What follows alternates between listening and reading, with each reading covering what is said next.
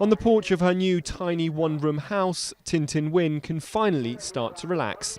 Life for her and her children and grandchildren has been a struggle in Myanmar's commercial capital, Yangon.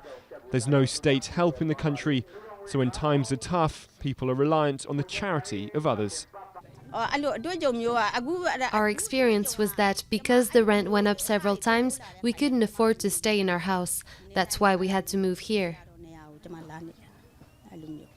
Here being a housing cooperative run by a local Buddhist monastery. Since they opened their doors to the homeless 14 months ago, over 2,400 families have arrived, each of whom has been given 15 square feet of land on which they can build their own homes. 2 years ago, Myint New's husband had a stroke. With no income, the family soon couldn't afford to pay their rent. They've been here since October, but unable to afford building materials, have been staying in a communal dorm. I have no relatives, so I have no one to help me.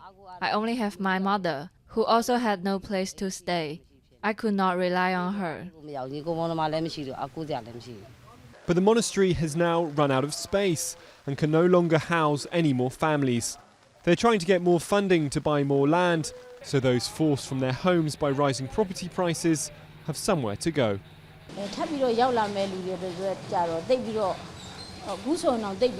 We have no more 15-foot plots to give away now. We have really nothing left that we can do here.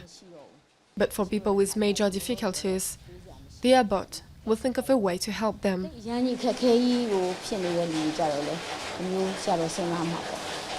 In Yangon, the average rent for a small flat has gone up by 25% this year. Over the past 2 years, it has doubled and in some places tripled. As the country opens up to outside investment after years of being locked away, demand is outstripping supply. And although that's making landlords rich, it's the poorest who are suffering.